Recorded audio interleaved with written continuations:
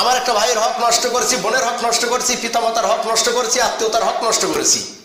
আমি যদি এখন গিয়া যদি বলি, ভাই আমার, পিতা আমার, মা আমার, হে আমার এলাকাবাসী, আমি না বুঝে বা শয়তানের আশোয়াশায় পড়ে বা অজ্ঞতা স্বরে বা আমি রাগের বশীভূত হয়ে তোমার হক নষ্ট করেছি, তোমার সম্মানে আঘাত দিয়েছি, আমাকে তুমি মাফ করে দাও আল্লাহর হস্তে, আমাকে আল্লাহর হস্তে ক্ষমা করে দাও, আমি বুঝতে পারি নাই।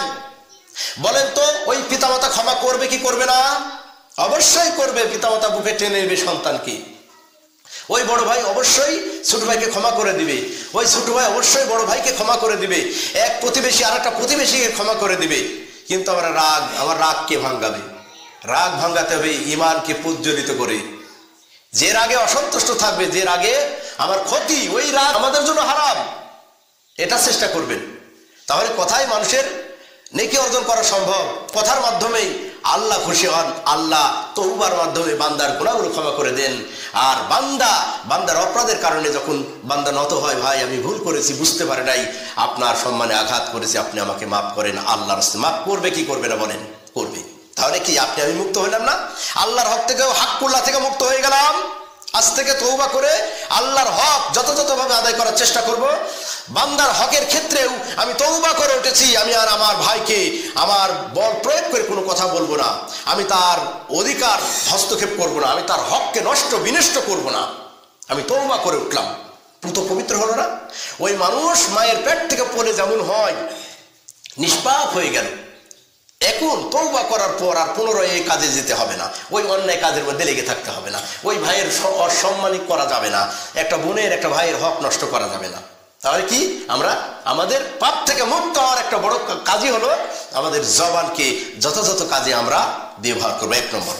2 নম্বরের কথা বলেছিলাম যে খাদ্য, আল্লাহ যে খাদ্যগুলো আপনাকে আমাকে দিয়েছেন হালাল খাদ্য। আল্লাহ বলছেন কুলু মিম্মা ফিল আরদি হালালান তাইয়্যিবা। বান্দা তোমরা জমিনের মধ্যে যে সমস্ত হালাল রুজি রোজগার হিসেবে তোমাদেরকে দেওয়া হয়েছে, এই হালাল খাদ্যগুলো, পবিত্র খাদ্যগুলো তোমরা খাও। হালাল খাদ্য, হালালান তাইয়্যিবা। আল্লাহ পাশাপাশি হালাল বলেছেন এবং আল্লাহ পাশাপাশি তাইয়্যিবা, পুত পবিত্র খাদ্যের কথা বলেছেন। এখন আপনি আপনার জমি থেকে ধান কাটলেন, খাদ্যটা কি হালাল না হারাম? খাদ্য হালাল, কিন্তু ওই জমিতে দেখা যাচ্ছে যে 20 মণ ধান হলো, কিন্তু আপনি ওসুর বের করলেন না, জাকাত বের করলেন না। হ্যাঁ, ওই ধানের যে একটা হক, গরিব মিসকিনের হক, এটা আপনি বা আমি বা আমরা বের করলাম না। এই খাদ্যটা কিন্তু কি হলো না? পবিত্র হলো না। খাদ্যটা হালাল, কিন্তু খাদ্যটা কি হলো না? পবিত্র হলো না। এই জন্য আল্লাহ বলছেন হালালান তাইয়্যিবা, হালাল খাদ্য খাও, পুত পবিত্র করে খাও, হকদারের হকগুলো যথাযথভাবে দাও। এজন্য আপনার নেশাব পরিমাণ মাল আসলে সেটা আর আপনি কি দিবেন? জাকাত, অসুর, এগুলো অর্থ সম্পদ থাকলে জাকাত দিবেন।